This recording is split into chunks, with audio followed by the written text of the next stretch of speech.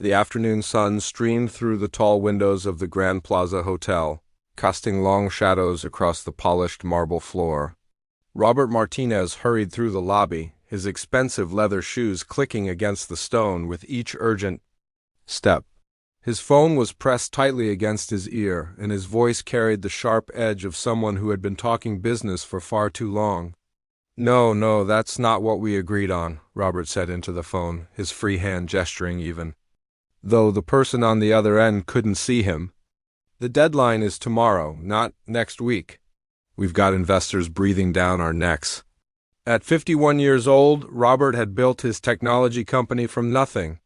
He started in a small garage 20 years ago, working 18-hour days and surviving on coffee and determination. Now his company was worth hundreds of millions, and he was in the middle of the biggest deal of his career. A merger that would either make him one of the richest men in the country or destroy everything he had worked for. The hotel lobby was his temporary office today. He had been staying here for 3 weeks while the negotiations dragged on. His lawyers, accountants, and business partners took up half the hotel's conference rooms.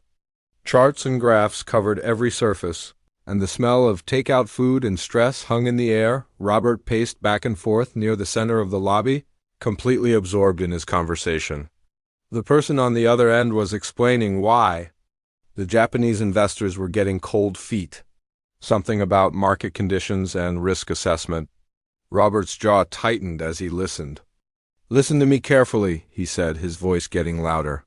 "If we don't close this deal by Friday, we're looking at a complete disaster. Do you understand what that means? 3,000 jobs, gone. Our stock price will crash so hard it'll make headlines." He paused near an elegant grand piano that sat in the corner of the lobby like a piece of art. The piano was beautiful, with its glossy black surface reflecting the crystal chandelier above. Most guests walked past it without a second glance, but it had been there for decades, a centerpiece that the hotel was proud of. On the other side of the lobby, a small girl watched Robert pace back and forth. She had been sitting in one of the big leather chairs, swinging her legs because her feet didn't quite touch the floor. Her name was Lily, and she was 8 years old. She had been staying at the hotel with her grandmother for 2 weeks now. Lily's parents worked for an international company, and they had to travel to different countries for their jobs. Sometimes Lily went with them, but this time they were going somewhere that wasn't safe for children, so they had left her with her grandmother, who was having her own little vacation at the fancy hotel. The little girl found the hotel both exciting and a bit scary. Everything was so big and fancy. The ceilings were high, the furniture looked like it belonged in a museum, and all the adults walked around in expensive clothes, talking about important things she didn't understand. But there was one thing in the hotel that fascinated her more than anything else: the piano. Every day she would find reasons to walk past it. Sometimes she would pretend to be looking at the paintings on the wall nearby, just so she could get a closer look at the beautiful instrument. Lily had always loved music. Back home, she had a small keyboard in her room and a music box that her great-grandmother had given her. The music box played the most beautiful song she had ever heard, but it was old and broken. Sometimes it would play too fast, sometimes too slow, and sometimes it would play the song backwards.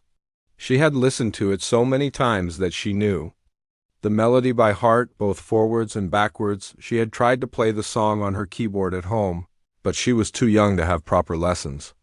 Her parents promised they would find her a music teacher when they had more time, but they were always busy with work.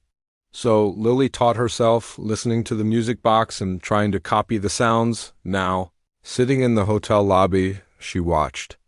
The businessman paced back and forth near the piano.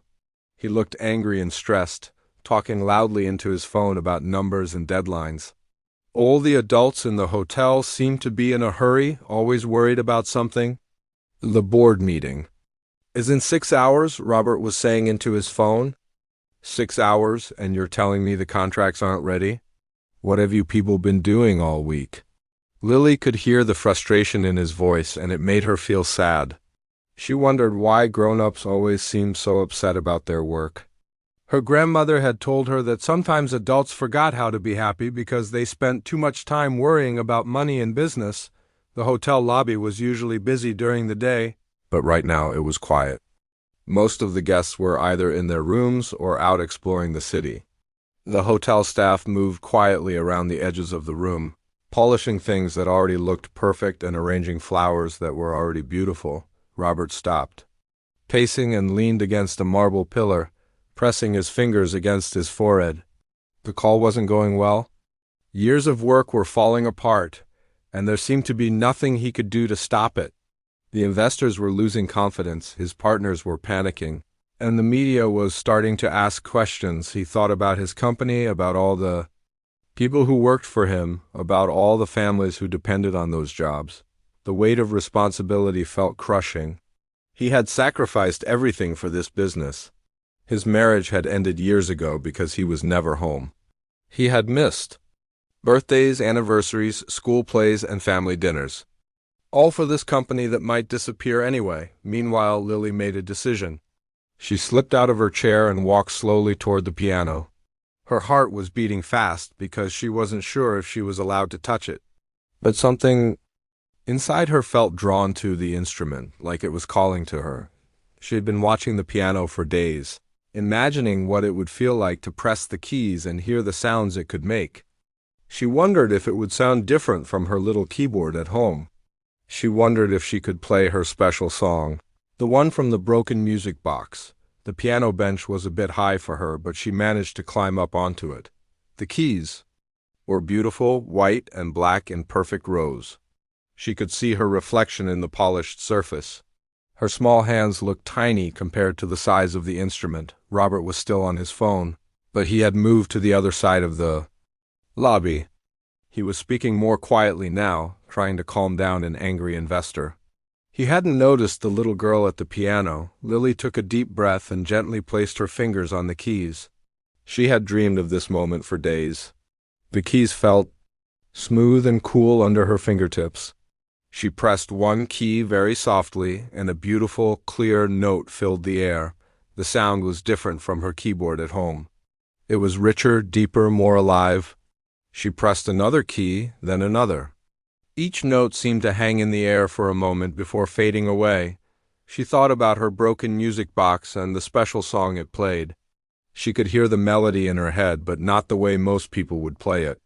She heard it the way the music box played it when it was broken, backwards and mysterious and somehow even more beautiful that way. Without really thinking about it, she began to play. Lily's small fingers found their way across the piano keys like they belonged there. She closed her eyes and let the melody flow from her memory, the same beautiful tune that her broken music box had played hundreds of times. But she wasn't playing it the way most people would expect to hear it. The song came out backwards, note by note, creating something magical and mysterious. It was like hearing a familiar voice speaking a secret language, or watching a movie played in reverse where everything suddenly made perfect sense in a completely different way. The melody was Debussy's Clair de Lune, though Lily didn't know the name of the piece. To her, it was simply the song from the music box, the lullaby that had helped her fall asleep countless nights when her parents were away on business trips.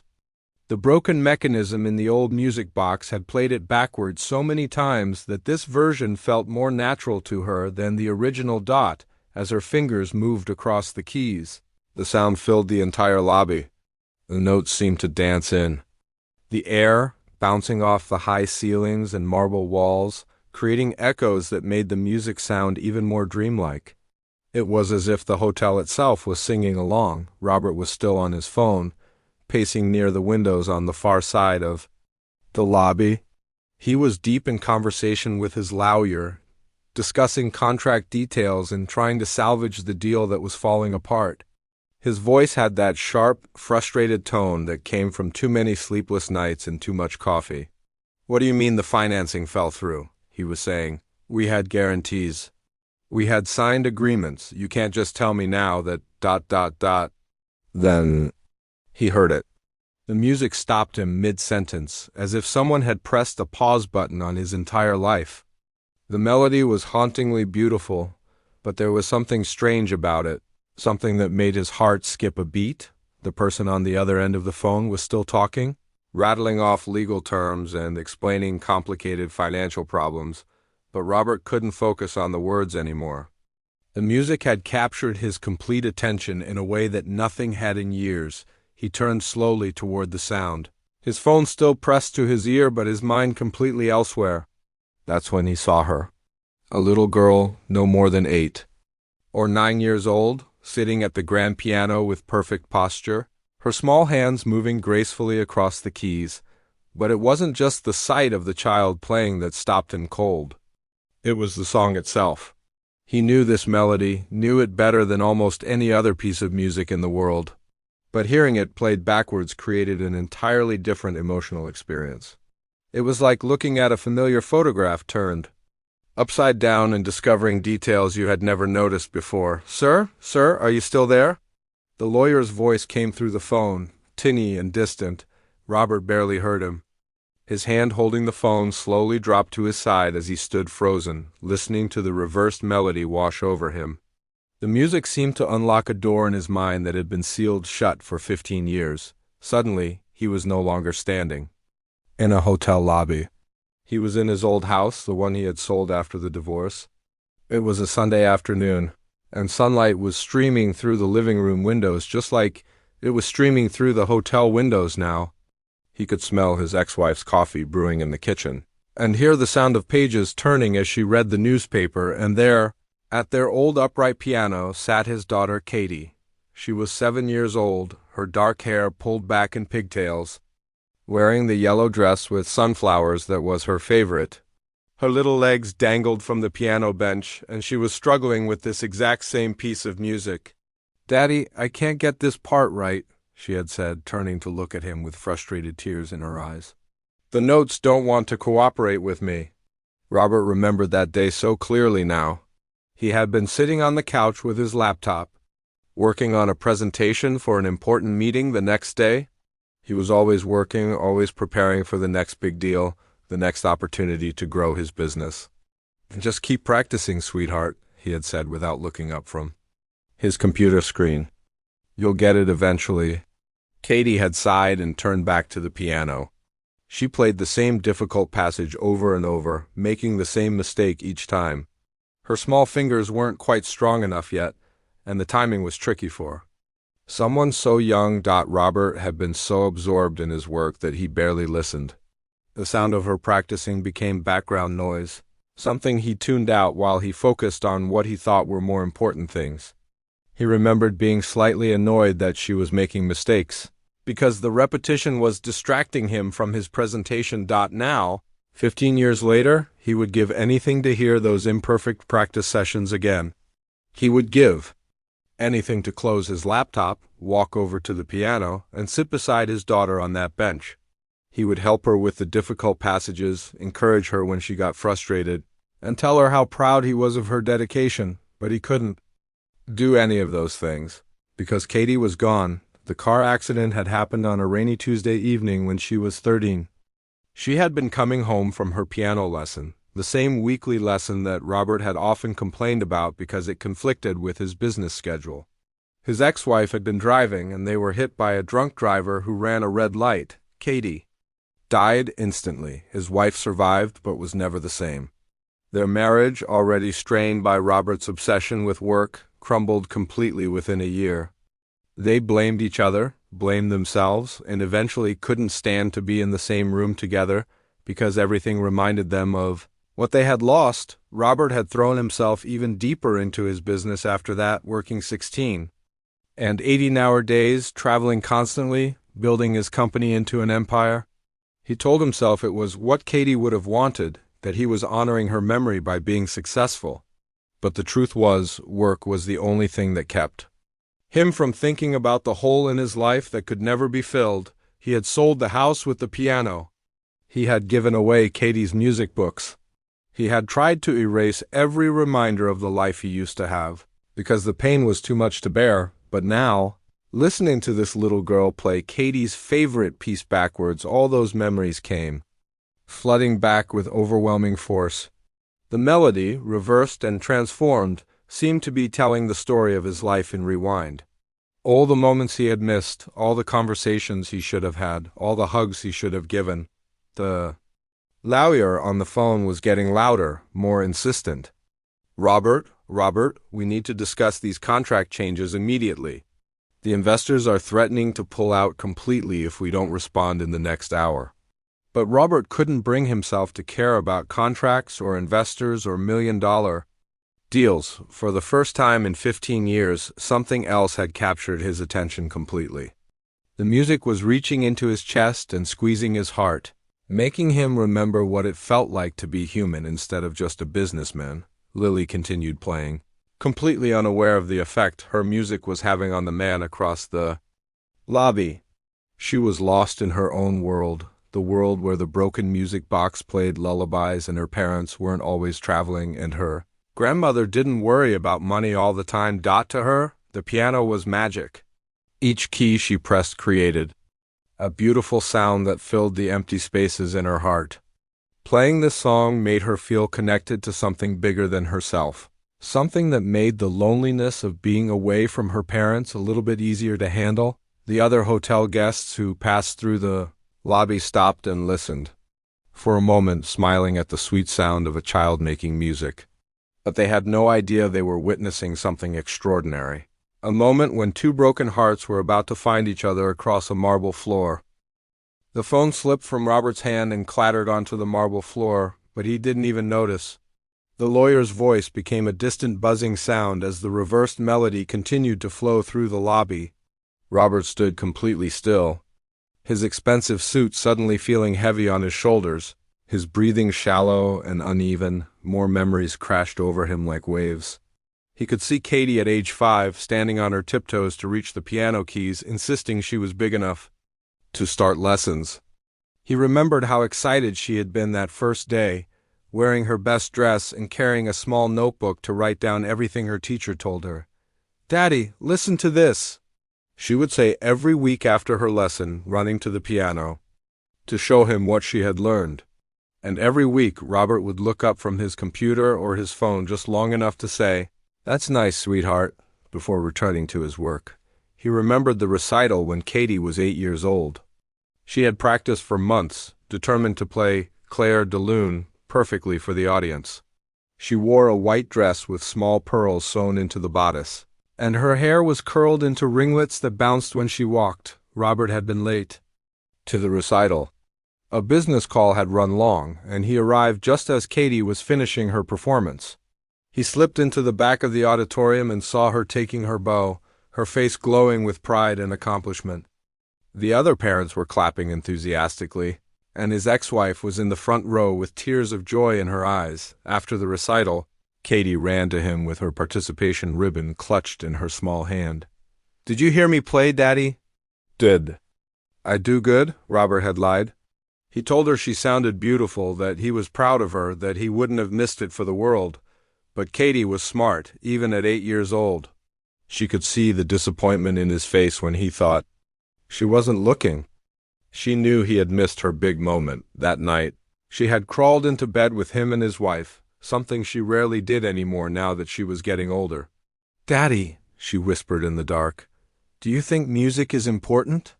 The question had caught him off guard. "Of course, sweetheart. Music is very important. Then why don't you ever listen when I play?" Robert's chest tightened now as he remembered that conversation. He had stumbled through some excuse about being busy with work, about providing for the family, about how his job was important too. But Katie had just nodded sadly and curled up closer to her mother. The backwards melody continued, and Robert felt like he was drowning in regret. He could see every missed opportunity, every time he had chosen work over family, every moment when he could have been present but chose to be somewhere else instead. He remembered Katie's 9th birthday party. She had asked for only one thing, for her daddy to play piano with her. She had been learning a duet, a simple piece meant for a parent and child to play together. She had practiced her part for weeks, memorizing every note so she could focus on playing with him instead of reading the music, but Robert had never learned to play piano. His own parents had been too poor to afford lessons when he was young, and as an adult, he told himself he was too busy to learn. When Katie made her birthday wish, he felt embarrassed and defensive. "Daddy doesn't know how to play, sweetie." He had said, "Maybe your mom can play with you." Katie's face had fallen. "But I want to play with you, Daddy. We could learn together. It would be fun." Robert had promised to think about it, but he never did. There was always another meeting, another deal, another crisis that needed his attention. Katie eventually stopped asking, and the piano duet book sat on the shelf, untouched and forgotten. The memories kept coming, each one more painful than the last. He remembered the last conversation he ever had with Katie. She was 13 then, no longer the little girl who begged for his attention. She had grown more independent, more distant, spending most of her time with friends or practicing piano. That Tuesday morning, she had come down to breakfast while Robert was already on a conference call with clients in London. She waited patiently for him to finish, standing by the kitchen counter with her backpack and her piano books. When he finally hung up, she said, "Dad, my recital is next Friday. Will you be there?" Robert had been distracted, already thinking about the next call he needed to make. "What recital?" "I've been preparing for months," Katie said quietly. "I'm playing a solo piece. It's really hard, but I think I've got it now."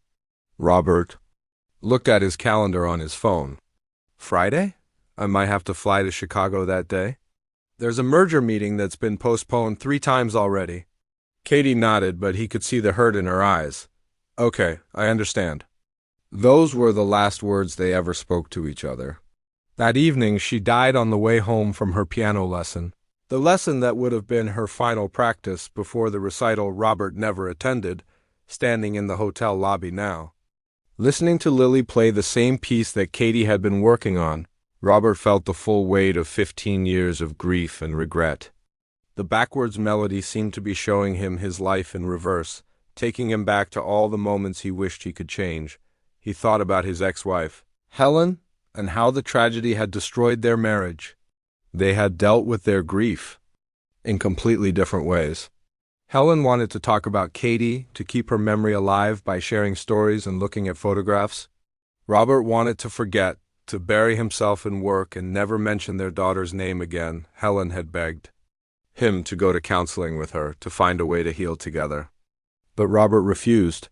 He said he was fine, that he just needed to focus on building the company, on securing their financial future.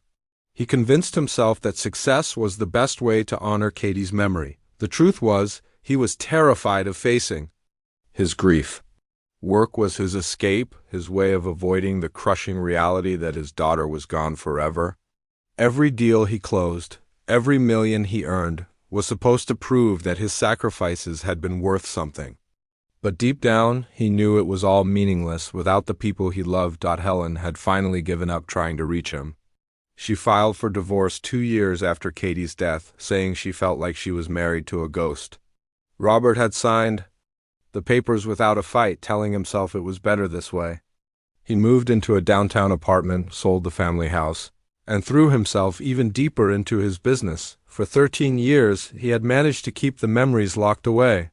He worked 18-hour days, traveled constantly, and surrounded himself with people who only knew him as a successful businessman.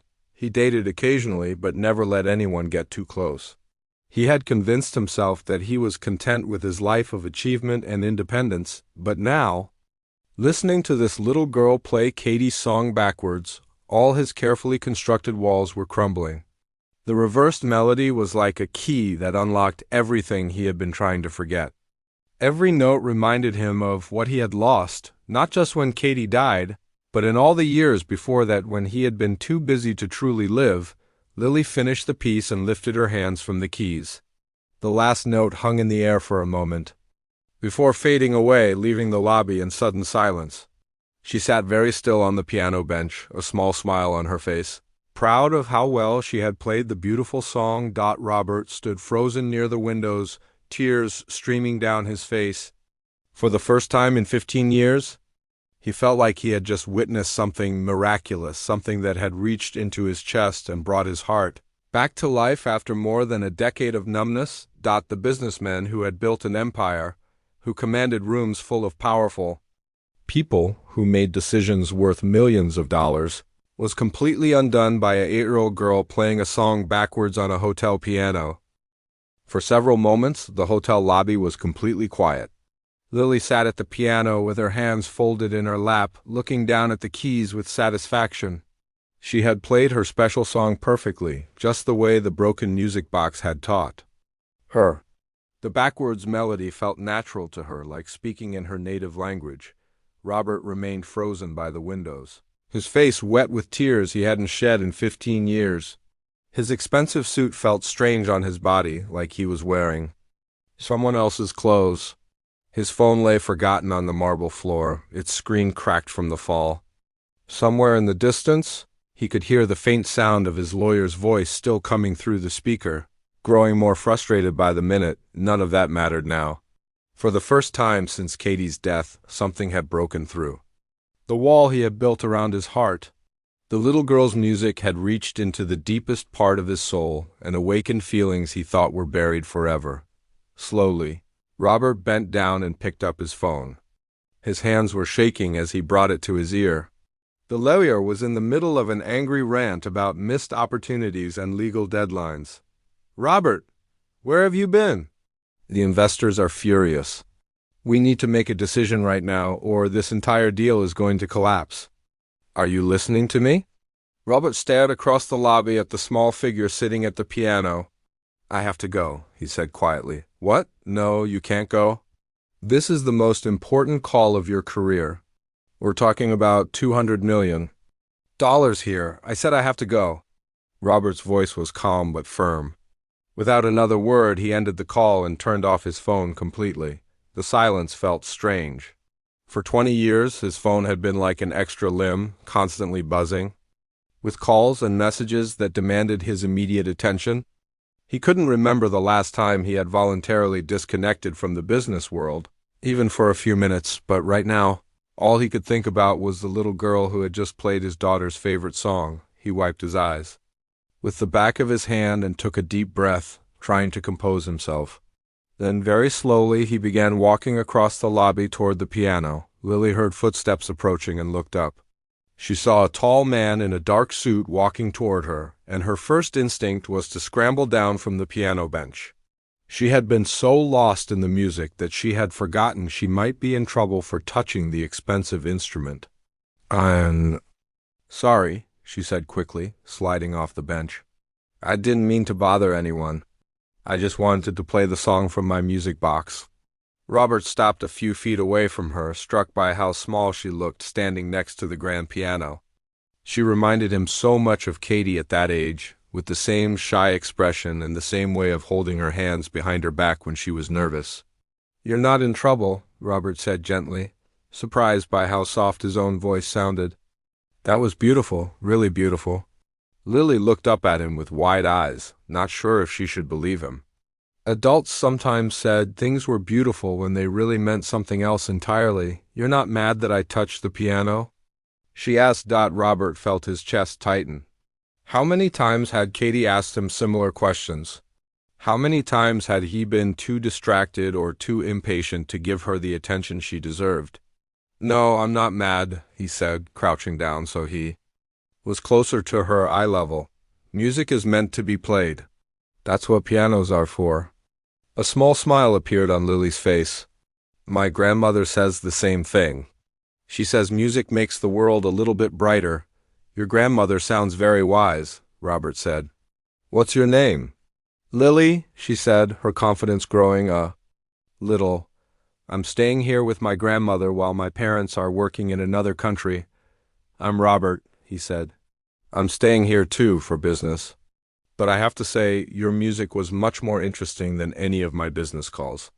Lily giggled at that, and the sound made Robert's heart skip a beat. It had been so long since he had heard a child's laughter, so long since he had been around anyone who found simple joy in the world.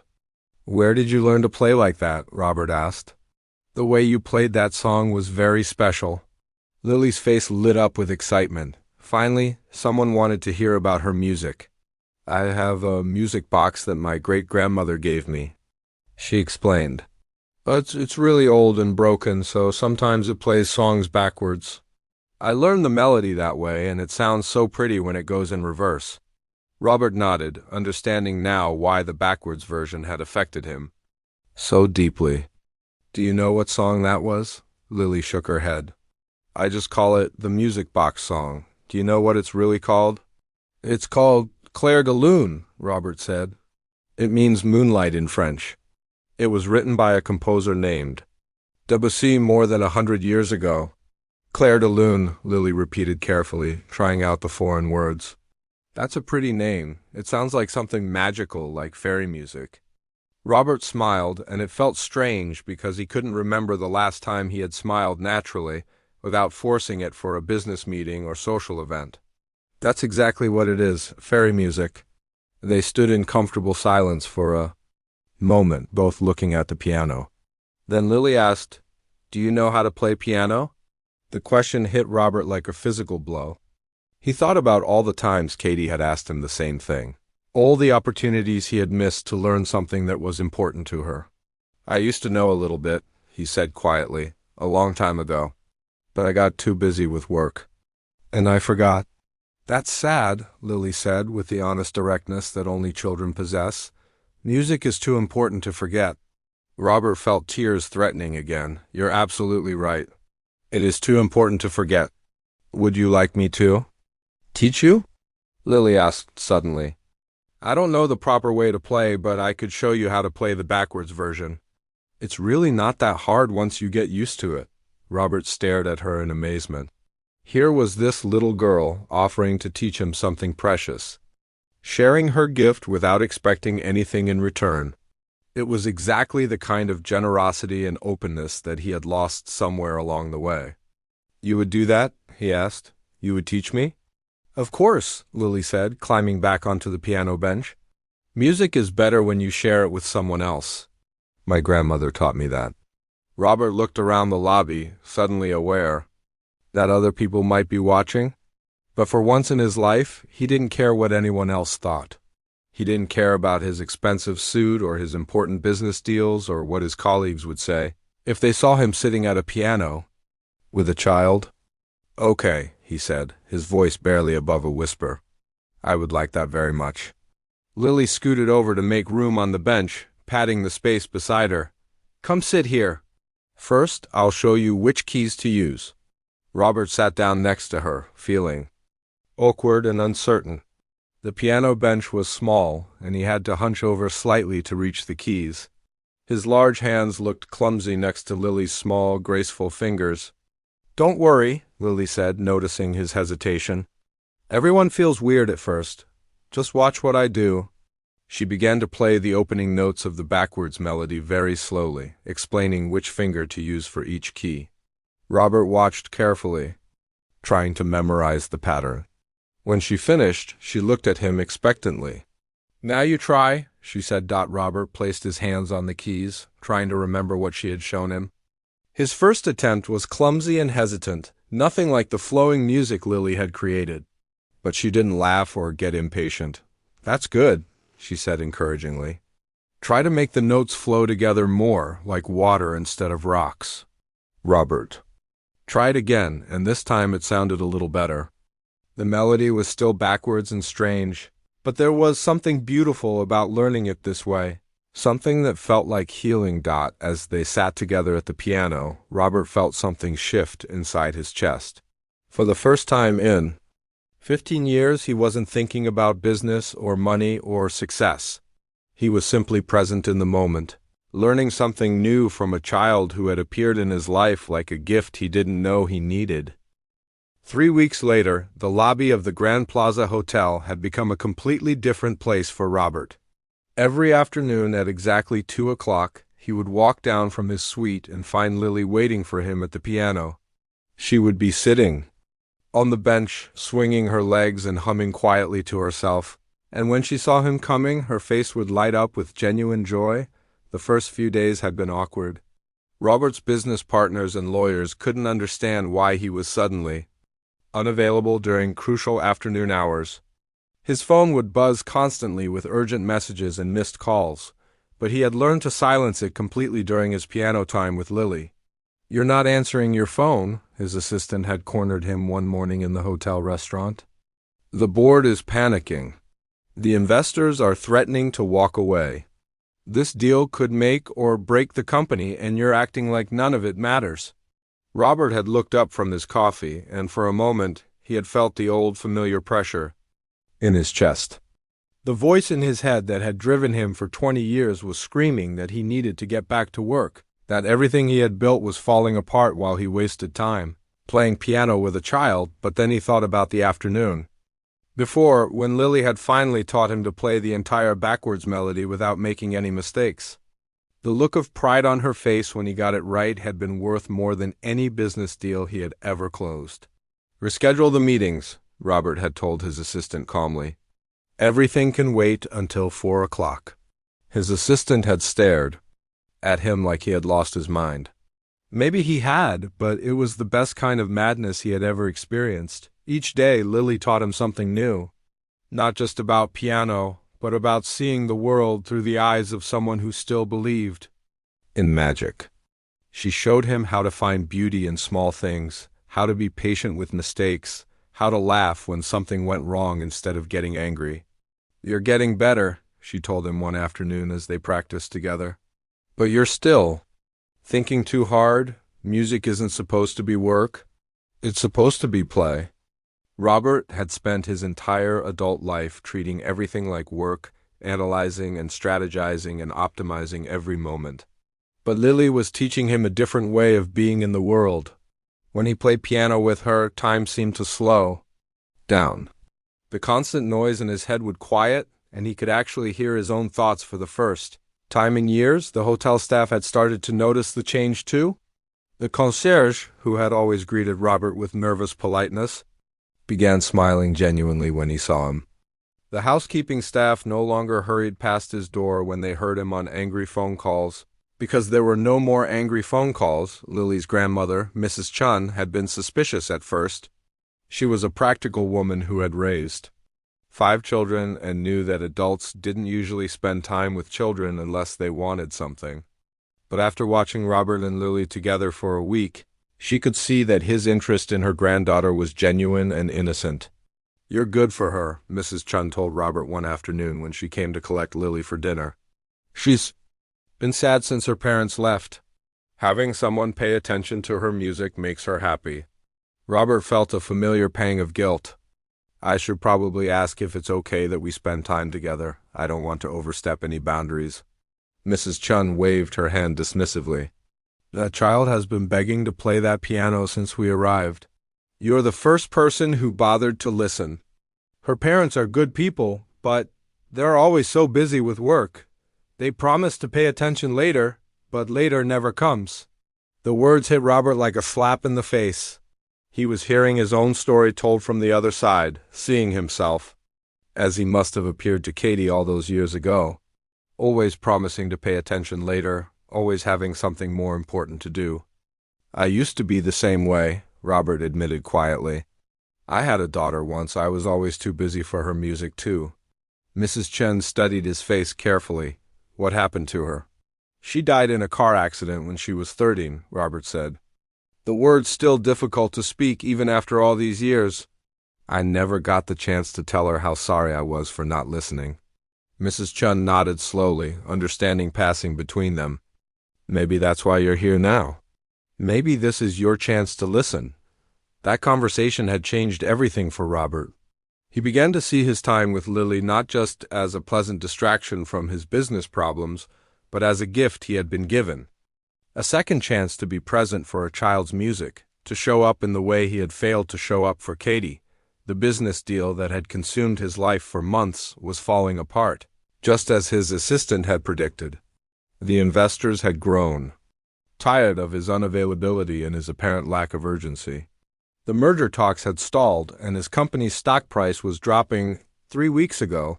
This would have sent Robert into a panic. He would have worked around the clock, called in every favor, sacrificed anything and everything to save the deal.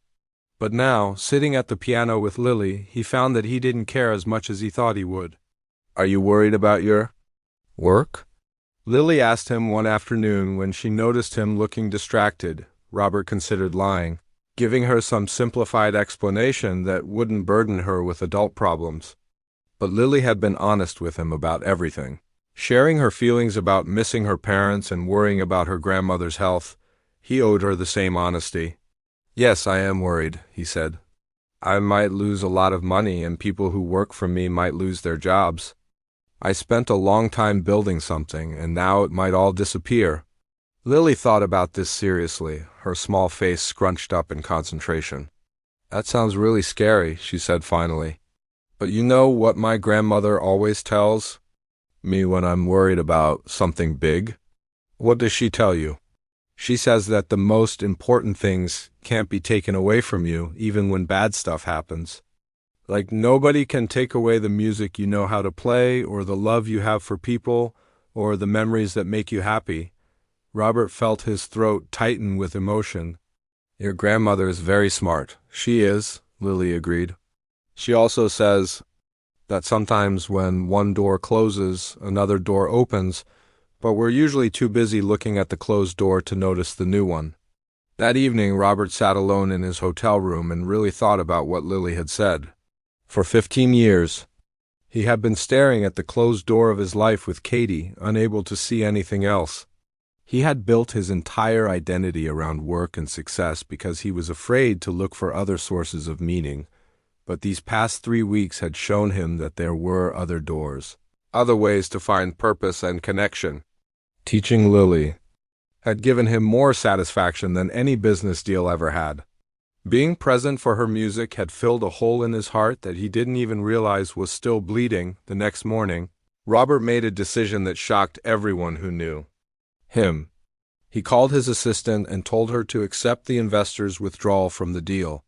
He instructed his lawyers to begin the process of scaling back the company, keeping only the core employees and focusing on sustainable growth rather than explosive expansion. "Have you lost your mind?"